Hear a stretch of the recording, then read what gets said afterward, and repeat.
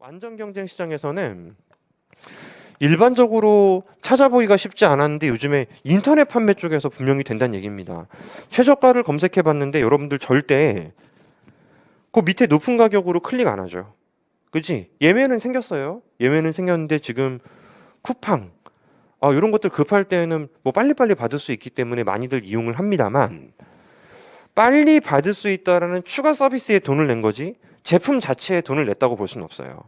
따라서 인터넷 클릭해서 검색해서 나오는 여러 판매처들의 가격이 낮은 쪽으로만 선택을 할 가능성이 굉장히 높기 때문에 따라서 여러분들이 이제 완전 경쟁 시장의 사례는 하나 목격이 된 겁니다.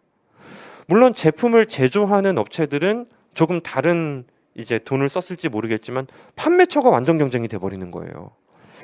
그래서 제가 예전에 이제 제품을 하나 구매했는데 지금 생각해도 왜 샀는지 몰라. 그래서 제가 가끔 이제 스트레스 받고 그러면은 신기한 물건 좀 구매하고 뭐 이런 거 좋아하거든요. 헤어 드라이기 있지. 헤어 드라이기가 무선이 있어요. 무선 헤어 드라이기. 그거 너무 갖고 싶더라고. 그거 가지고 조금 내가 이동해서 하면 되는데 갖고 싶었어. 샀어요. 샀는데 너무 약해. 너무 약하고 열도 뭐 거의 없고 바람도 약해가지고 야 이거는 그 선풍기가 더 빠르겠더라고. 그 말만 헤어 드라이기 형태를 가지고 있고 무선이라는 장점은 있지만 너무 약해. 난 처음에 고장난 줄 알았어요. 그래서 이건 나는 분명히 딱 이거 고장이구나 이거 환불해야 되겠다 하는데 그게 책임처가 너무 애매하더라고요. 그게 본사 제조업체에 전화했더니 유통업체하고 얘기하래요. 유통업체에 얘기했더니 제조업체에 맡기래요. AS를 뭐 어쩌라고 나보고 환불하겠다. 환불을 하기로 했는데 이제 판매자하고 좀 대화를 나눌 기회가 생겼는데 뭐 10만 원이라 치면은 9만 원에 띄워온대요. 9만 원에 띄워오고 그리고 네이버에다가는 5천 원 정도 된대. 그리고 뭐 운송비 본인이 부담하고 뭐 2천 원, 3천 원 남는데요. 그런 시장이 돼버린 거예요. 만약에 판매처가 독립적으로 하나밖에 없었으면은 가격을 조금 높여도 됐겠지만 판매처가 많아지게 되었을 때 그 판매처들이 그 해당 헤어 드라이기를 모두 동질적인 재화를 가지고 있거든요. 따라서 일단은 완전 경쟁 시장은 기본적으로 제품의 동질성을 필연적으로 전제하게 됩니다. 제품의 동질성을 가정해야지 나 혼자 가격을 혼자 튀어나갈 수는 없고 동질 가격을 받을 수밖에 없겠죠. 자, 많습니다. 다수의 공급자와 다수의 수요자가 있어요. 뭐 그래야 되겠죠. 기업이 적으면은 독점에 가깝고 과점에 가까울 테니까 굉장히 많은 기업들이 존재하고 아니면 우리나라에 구매자가 2명밖에 없어요. 시장 형성이 너무 어렵습니다. 따라서 다수의 수요자, 다수의 공급자를 필연적으로 전제할 수밖에 없고요. 세 번째는 정보의 완전성. 정보의 완전성이라는 것은 우리 그 마을 앞에 매장이 있더라고요. 근데 그 매장에서 뭐 포카리 스웨트를 뭐 캔 하나를 1,000원에 팔고 있더라고. 근데 정보가 완전하지 않아서 다른 사람들, 우리 국민들 다른 사람들은 얼마에 사는지 모르고 판매처도 몰라. 근데 다른 데서는 800원에 팔더라고요. 내가 모르면 1,000원 주고 사야죠. 그지? 근데 알면은 이거 왜 1,000원이에요? 800원 아니에요? 할 수 있잖아요. 아닌데 1,000원인데 그럼 거기서 안 사면 된다고요. 따라서 정보가 완전해야 될 필요성이 분명히 있습니다. 모든 기업들은 동질 재화를 같은 가격에 팔아요. 그런데 내가 정보가 부족하면은 이거 뭐지? 나는 비싸게 사고 있었는데 지금까지 이런 상태가 생긴다면은 완전 경쟁의 균형이라고 말할 수는 없게 되는 것입니다. 따라서 정보가 완전해야 되는 것인데요. 이 역시 어려웠어요. 모든 기업들이 어떻게 파는지 어떻게 다 쫓아다닙니까? 하지만 지금은 인터넷 발달로 인해서 정보가 완전해지는 게 가까워질 가능성이 상당히 높죠.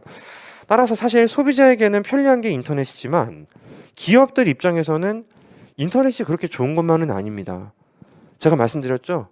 말씀드린 적 없나? 용산에 그 요즘에는 얼마까지 보고 오셨나고 이야기 안 해. 이렇게 인터넷 그 다나와 이런 데 딱 보여준 다음에 요 최저가 요거 내고 가시면 돼요. 그렇게 해요. 그러니까 실질적으로는 정보가 완전하기 때문에 기업들이 마진을 낼 수 있는 가능성이 자꾸 줄어들어요.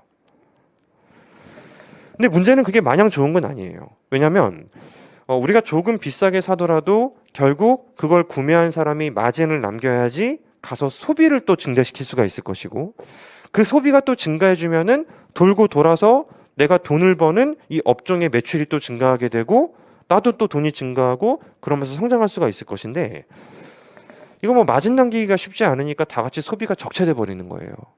뭐 이런 단점들도 실제로는 기업들에게 많이 존재한다고 합니다.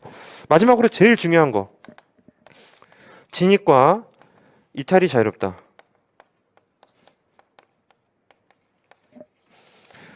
이게 제일 중요합니다. 끝나는 단어가 경쟁 시장이 될 수 있으려면은 진입과 이탈이 자유로워야 됩니다. 손해를 보면 이탈해요. 다 같이 한 번에 이탈하는 건 아니고요. 조금씩 순차적으로 이탈한다고 하면 될 것 같고, 또 누가 이제 이익이 나면은 진입해 버려요. 그러니까 결과적으로 완전 경쟁 시장의 장기 균형부터 먼저 이야기할 거거든요. 장기 균형에서는 개별 기업들이 손해를 볼 수도 없고 이윤을 낼 수도 없다고 해요. 그래서 개별 기업의 장기 균형에서는 장기 이윤을 우리가 파이로 표현한다면 장기 이윤은 항상 0이 된다라고 이야기를 하게 됩니다. 이게 사실은 문제풀이의 핵심이 돼요. 두 가지 유형의 문제가 있어요. 계산 문제 기준으로 두 가지 유형이 있는데, 첫 번째는 장기 균형을 물어보는 겁니다. 두 번째는 단기 균형을 물어보는 거예요. 단기 균형에서는 잠깐 이익이 날 수도 있고 손해가 발생할 수도 있겠죠.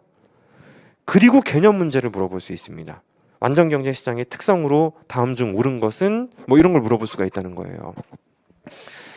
장기의 이윤이 0이라는 것은 장기 시장 가격이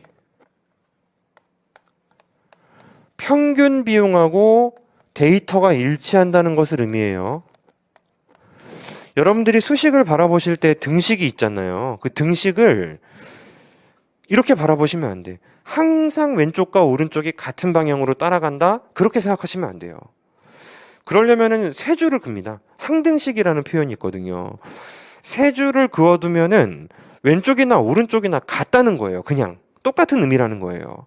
하지만 그냥 등식이 표현되어 있는 것들에 여러분들의 그 왼쪽과 오른쪽의 방향성이 항상 같은 방향으로 따라다닌다?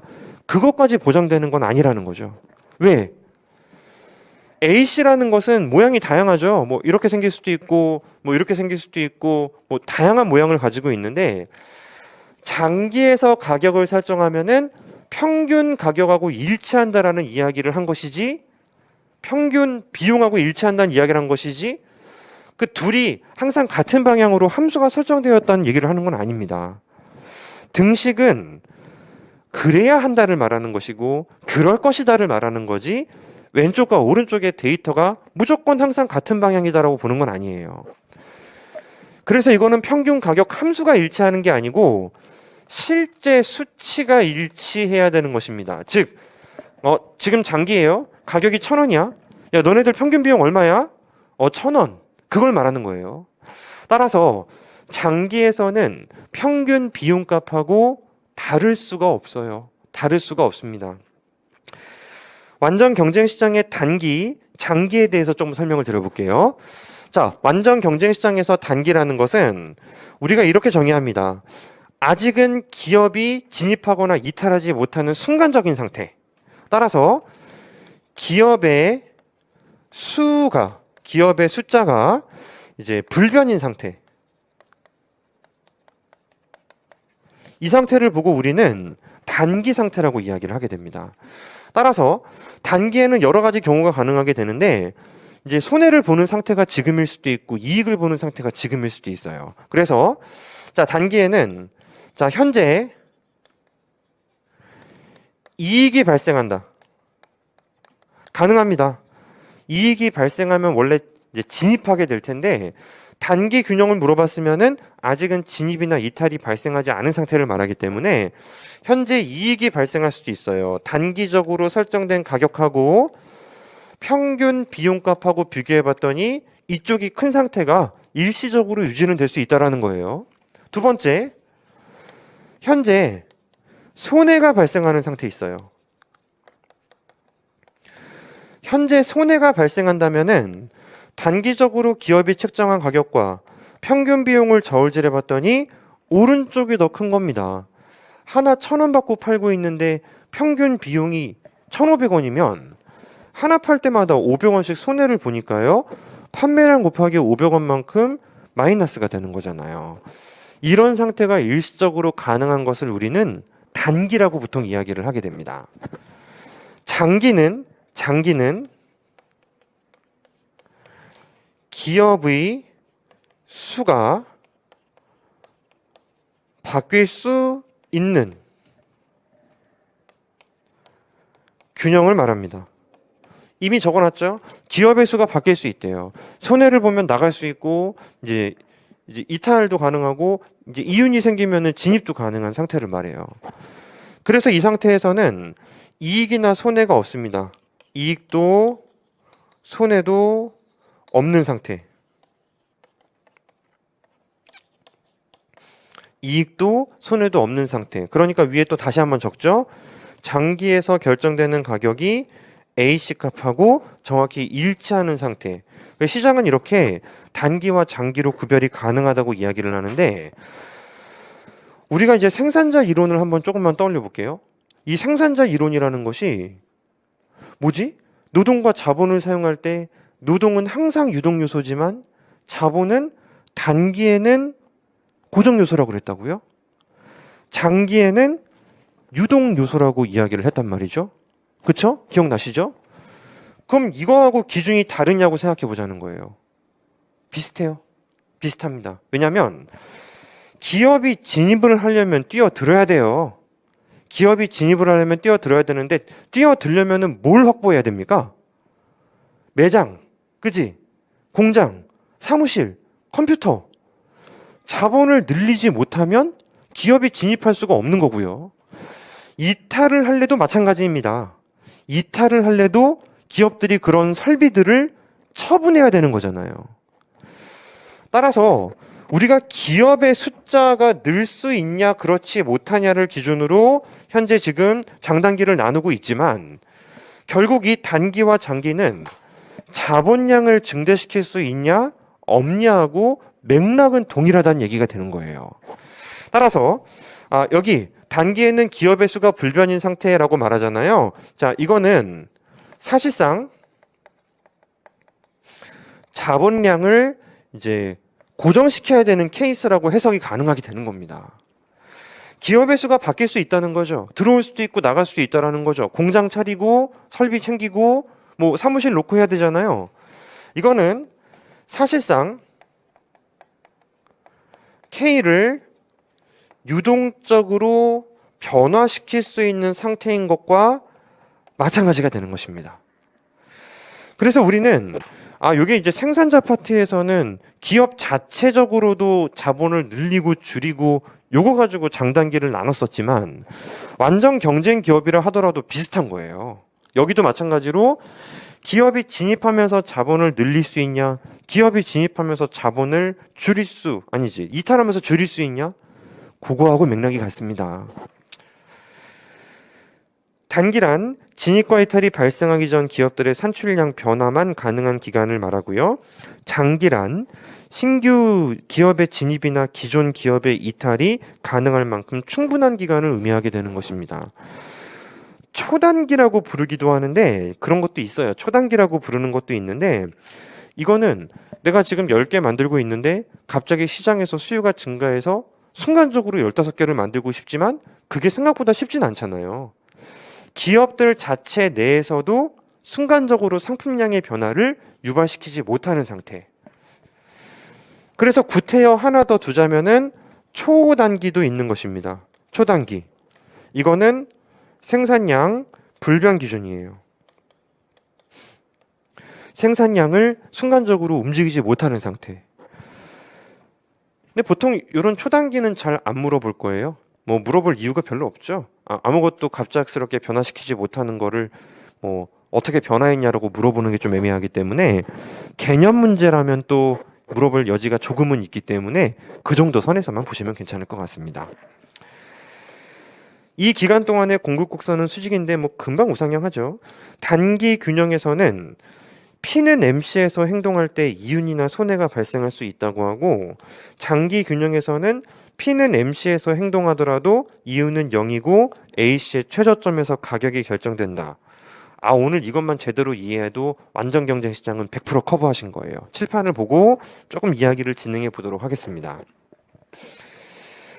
자, 있는 거 없는 거 다 할 수는 없어요. 있는 거 없는 거 지금 다 해서는 도통 우리가 인문 강의다라고 이름을 부를 수가 없기 때문에 그렇고, 요거 한번 생각해 보자고. 기업의 행동 메커니즘을 한번 볼게요. 기업의 행동 메커니즘. 자, 모든 기업들은 우리가 이미 앞쪽 페이지 81페이지 그래프에서 검토를 해보신 것처럼 생산량을 어떻게 결정할지에 대해서 항상 고민을 하게 됩니다. 그래서 그래도 생산량을 어떻게 결정할지 그 목적 자체는 같아요. 맥스 파이가 되는 것이죠. 그죠? 그리고 토탈 레베뉴 마이너스 토탈 코스트. 요게 이제 본인의 이제 이윤이 되는 것입니다. 얼마나 생산할까에 대해서 고민을 하게 될 거예요. 얼마나 생산할까. 제약 조건이 있습니다. 저기 안 적혀 있지만요, 제품이 동질적이다라는 것은 내가 가격을 책정할 수 없다라는 걸 의미하기 때문에 이제 가격은 받아들이는 가격 수용자를 전제하는 근거가 바로 제품의 동질성이에요. 내가 책정을 못해요. 그래서 인터넷 최저가에 나도 맞춘다는 거야. 조금이라도 높으면 안 사니까. 그죠? 보세요. 토탈 레베뉴는 P 곱하기 Q. 맞습니까? P 곱하기 Q. 자, 비용이라는 것은 뭐 문제에서 줘야지 알겠지만은 Q로 이루어진 함수라고 전제를 할 수 있습니다. Q로 이루어진 함수예요. 그러면 이제 완전 경쟁 기업에 존재하는 어떤 기업이 회장님이 계신데 또 상무님한테 여쭤보는 거예요. 여쭤봅니다. 상무님, 우리가 지금 제품을 하나 더 늘리면 돈이 얼마 정도 더 벌리죠? 마지널 레베뉴가 얼마죠? 물어보는 거예요. 그럼 상무님이 웃으면서 말해야죠. 비웃으면서. 아니 회장님, 우리가 지금 완전 경쟁인데 시장에서 가격이 결정됐는데요. 시장에서 1,000원으로 다 팔고 있는데 우리가 판매량을 늘리거나 줄인다고 해서 그 1,000원이 바뀌지 않잖아요. 그걸 왜 물어보세요? 우리는 완전 경쟁이기 때문에 우리가 파는 이 본 재화가 시장에서 지금 1,000원에 팔리고 있으니 1,000원 아닙니까? 라고 말하는 거예요. 따라서 이게 지금 상수를 의미합니다. 상수. 보통 이제 제가 표현할 때 바 하면은 변수처럼 보이지만 상수예요 라고 말하는 거예요. 상수입니다. 상수. 상수. 안 바뀐다고요. 상수라고요. 상수. 오케이? 상수라고요. 1,000원이요. 그럼 이제 회장님이 좀 화가 나지. 내가 이제 좀 친하게 좀 대한 건데, 그지? 좀 친해지길 바래서 얘기했더니 비웃음을 당했어요. 화가 좀 나서 그러면 비용은 얼마나 증가하죠? MC를 물어본 거예요. MC 900원이요. 어우, 화가 난 거를 이제 풀 수 있게 되었습니다. 상무님 지금 뭐 하는 사람이야? 하면 되잖아. 그치? 따라서 여기 모든 기업이 마찬가지예요. 모든 기업이 산출량을 몇 개로 설정할지 고민 중이라면 항상 한계 수입과 한계 비용을 저울질을 하게 돼요. 항상 모든 기업들은. 이 완전 경쟁 기업도 마찬가지이다. 마찬가지로 한계 수입과 한계 비용을 저울질해야 되는데 수식으로 풀 거예요. 개념부터 말하자. 기업의 한계 수입은 시장에서 결정되어 있는, 어떻게 결정이 되어 있겠지? 시장에서 왜 결정이 되죠? 봐요. 시장 전체의 가격이요, 가격. 수요 곡선, 공급 곡선. 거기요, 거기. 거기에서 시장에서 결정된 가격이다. 오케이? 시장에서 전체 수요 곡선과 전체 공급 곡선의 교점에서 가격이 설정되어 있습니다. 그게 본인들이 더 만들어서 팔 때 적용되는 한계 수입이 된다는 것입니다. 오케이. 그치? 따라서 MR은 P인 것이 바로 시장에서 결정됐어요. 가격 결정 못해요. 수용해야 된다고. 그게 바로 한계 수입이 되는 것이에요.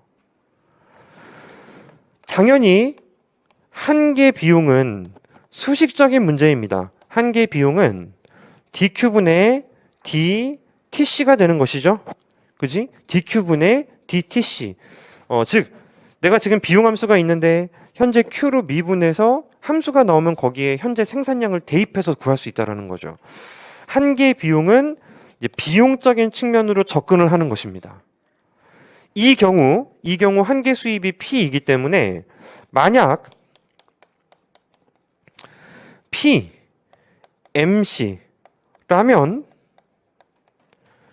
Q를 증대시켜야 되는 것이에요. 늘려야 됩니다. 만약 P하고 MC하고 저울질할 때 MC가 더 커요. MC가 더 크면은 Q를 줄여야 됩니다. 따라서 결과적으로 개별 기업은 P하고 MC와 일치하는 곳에서 Q를 정하죠. 개별 기업의 Q를 결정하게 되는 겁니다. 어렵지 않죠. 왜냐하면 MR과 MC가 같아야 된다라는 논리는 지금 몇 차례나 반복이 되고 있는 중이기 때문에 당연하거든요. 따라서 개별 기업들은 결과적으로 P는 MC에서 Q를 결정하는 논리를 따라갈 수밖에 없어요. P는 MC, P는 MC. P가 더 크면 생산량 증가, P가 더 작으면은 Q를 낮춘다. 여러분들에게 기출이라는 것들이 이제 나중에는 막 다가올 거예요. 기출 문제들. 다 어렵지 않습니다. 쉬운 것들은 이런 선지도 있다고. 완전 경쟁 기업이 MC가 P보다 크면 생산량을 늘려야 한다. 이런 선지도 있어요. 잘못된 거죠. 반대로 가야 되잖아. 그런 부분들은 사실 여러분들 공부하시는 과정에서 어려움을 주지 않습니다. 근데 그런 부분들은 여러분들이 완전 경쟁 시장을 오늘 처음 공부해도 충분히 커버되는 내용들이에요. 그런데 자, 이런 식으로 한번 개념으로 한번 정리를 해봤는데, 자, 그렇다면 수식적으로도 우리가 확인할 수 있을까라는 부분을 한번 진행을 해보자라는 거예요. 엄청 중요한 이야기를 좀 할 거예요. 엄청 중요한 이야기. 이거를 극대화시키고 싶을 때 우리는 앞쪽에서 이미 1개 조건과 2개 조건, FOC, First Order Condition과 Second Order Condition에 대해서 이야기를 했었는데, 세컨 오더 컨디션은 보통 계산 문제를 풀 때는 여러분들이 거의 할 일이 없어요. 그럼 어떻게 구하라고? 세컨 오더 컨디션이 안 맞으면 이윤국 대화점을 되게 무슨 수로 구하라고? 못 구한다고요. 그래서 우리가 보통은 이제 퍼스트 오더 컨디션만 확인을 하면 된다고 이야기를 하는데, 봐봐. DQ분의 D파이 이거 해야죠. 그치? 그거 얼마로 만들어주면 돼? 0. 올라가다가 정점 찍고 떨어지는 정점 구하는 거잖아. 근데요, 이 식을 요 밑에 있는 변수거든요, 맥스.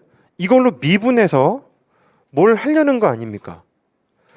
목적식에는 이 변수가 다른 문자 뒤에 숨겨져 있는 상태가 되어서는 안 돼요.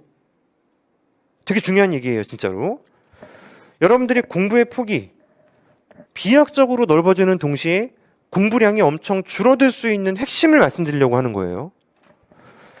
나의 목적식에는 절대 내가 미분하려고 하거든요. 이 변수가 뒤에 숨겨져 있으면 안 돼. 왜?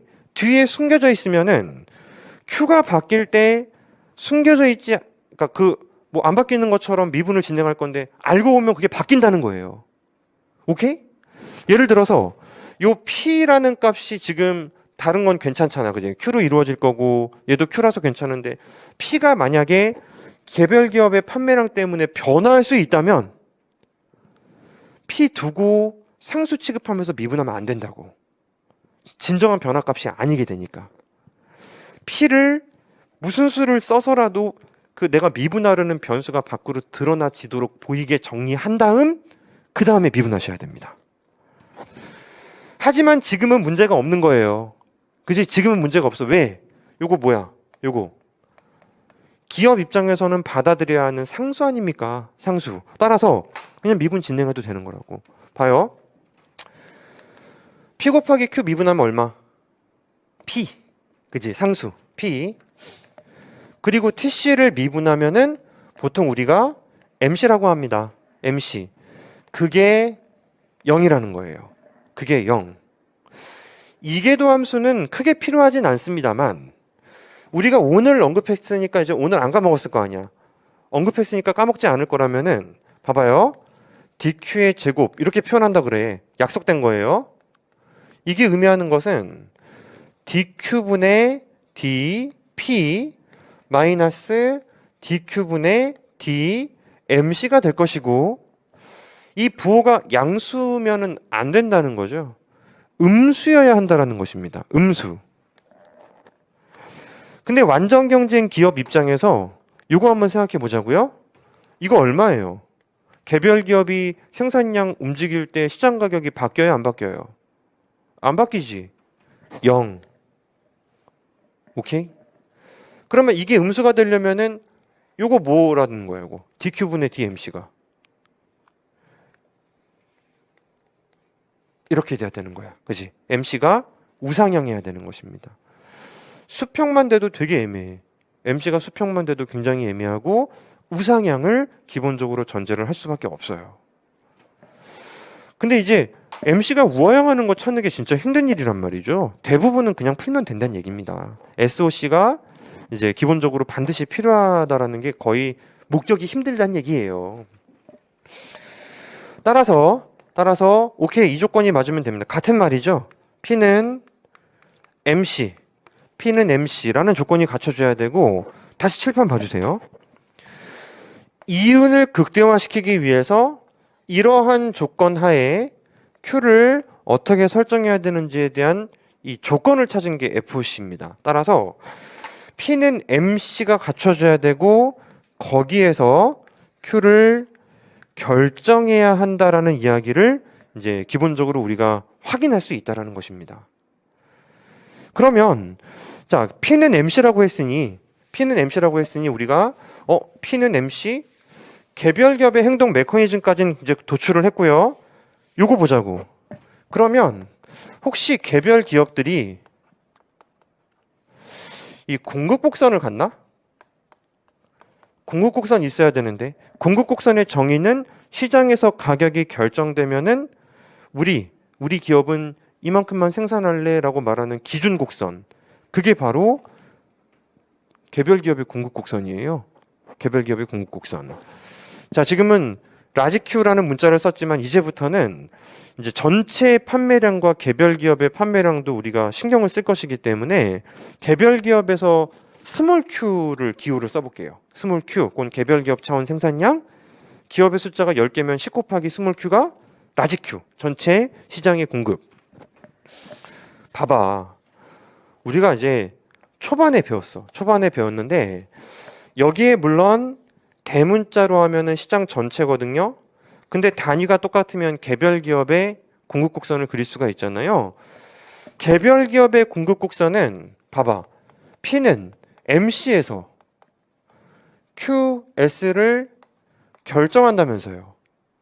그 MC가 만약에 우상향한다면은 이게 바로 QS 곡선이 되는 거 아니겠습니까? 왜요? P는 MC에서 개별 기업이 Q를 결정하거든요. 시장 가격이 여기에서 결정되면은 나는 MC 곡선 여기서 결정할 거야 라고 아마 이야기를 할 것이고, 가격이 높아지면 높아지는 대로 나 좀 더 만들래 하면서 여기에서 개별 기업들이 생산을 결정하게 될 것입니다.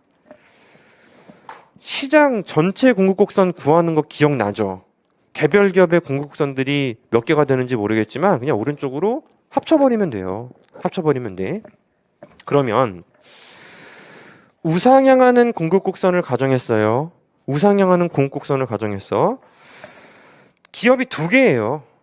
기업이 2개라면 이렇게 생겨먹은 기업이 2개라고 보셔야 돼요. 즉, 비용 구조가 다를 수 있는데 왜요? 여기 또 추가 과정이 들어오게 됩니다. 모든 기업은 동일한 비용 구조를 가져요. 동일한 비용 구조를 갖는다.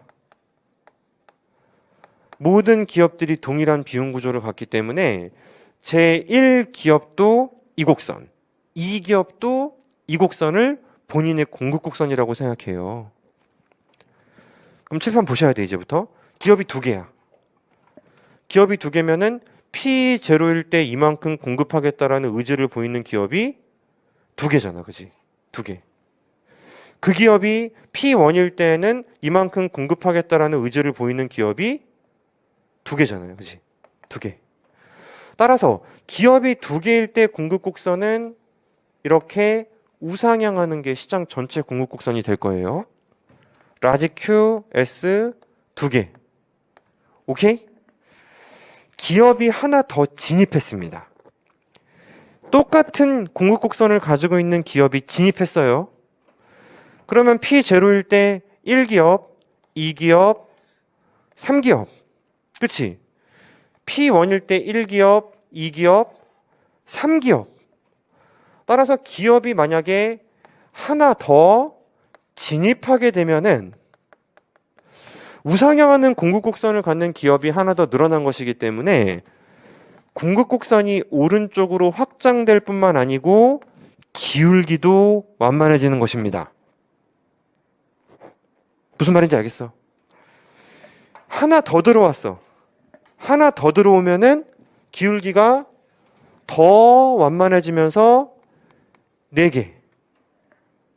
굉장히 중요한 거예요. 기업이 진입하면은 공급 곡선이 오른쪽으로 이동한대요. 기업이 이탈하면은 공급 곡선이 아마도 왼쪽으로 갈 것인데 그때는 기울기가 불변입니까? 가팔라집니까? 가팔라지겠지, 그지?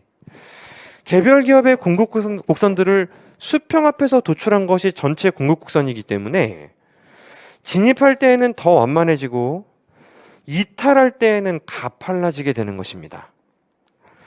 시장 전체 공급 곡선은 결국 개별 기업의 행동 메커니즘을 모조리 합쳐서 도출을 할 수 있다는 거예요. 그러면 간단한 이제 수식적인 과정을 통해서 한번 전체 공급 곡선을 도출하는 법이 있는지에 대해서 한번 생각해 보자고. 개별 기업이 현재 지금 P는 EQ, S 이런 공급 궤적을 가지고 있어요. 공급 함수라고 부르고 싶다라면 사실 QS로 정리해야죠. 그지? 하지만 그냥 반대로 해도 우리가 보기는 어렵지 않으니까 기업의 수가 20개예요. 20개. 기업의 수가 20개인 경우 전체 공급 곡선은 이라는 것입니다. 그럼 수평합해야 되지 않습니까? 수평합을 하는 것이 우리의 목적이기 때문에 원칙적으로 수평합을 하려면은 QS1 플러스 QS2 플러스 QS3은 땡땡땡 계속 합쳐 나간 다음에 그게 라지 Q인 거예요. 그지? 그래서 원칙적인 것도 알아야 되거든요. QS로 정리를 하고요. 더합니다. QS로 정리해서 합쳐요. 그럼 그 조그만 것들 QS가 줄줄이 합쳐져 있는 게 바로 라지 Q 도출이에요. 도출. 이해했죠? 근데 우리가 시험장에서 이 라지 Q가 필요해. 라지 QS 함수가 필요할 때 일일이 또 정리하고 뭐하다 보면은 좀 순간적으로 좀 헷갈릴 수가 있잖아요. 이런 방법이 또 있습니다. 봐봐. 요거 20개. 그지? 20개. 그냥 확 더해요. 싹 다 더해버려. P가 20개니까 20 곱하기 P가 될 것이고 2 곱하기 Q가 20개니까 2 곱하기 20 Q가 될 것이다. 그런데 20Q가 의미하는 게 바로 라지 QS 아니냐. 개별 기업이 하나씩 만들면 전체 생산량 20개, 2개씩 만들면 40개, 3개씩 만들면 60개 아닙니까? 그래서 QS로 바꿔놓고 따져보니까 이게 10P구나 하는 게 바로 시장 전체 공급 곡선이 되는 것입니다. 그건 이렇게 누운 거예요. 누운 거. 기울기가 완만해지면서 누운 것이죠. 우리는 저 앞쪽에서 공급 곡선에 대해서 이야기를 한 적이 있습니다. 조금 다양한 형태의 S곡선 존재할 때에도 그냥 수평합한다고 하죠. 그런 경우에는 원칙적으로 Q로 정리한 다음에 합쳐야 돼요. 수평합할 때는 그 수평축을 기준으로 정리해서 합친다. 그런 일도 생겨요. 수직합을 할 때에는 수직축으로 정리해서 합친다. 근데 이제 똑같이 생겼으면은 그냥 합친 다음에 생각해도 괜찮다. 그게 더 빠르다. 예, 이렇게 우리가 요령적인 측면까지 한번 이야기를 해봤습니다. 그래서 이제 완전 경쟁 기업을 전제하게 되었을 때 이제 이게 개별 기업들이 어디에서 이윤국대화를 추구하는지가 결국에는 공급곡선이죠. 자신의 공급곡선은 이윤국대화가 전제되어서 그 위에서 생산한다, 이런 답이 나오는 거예요.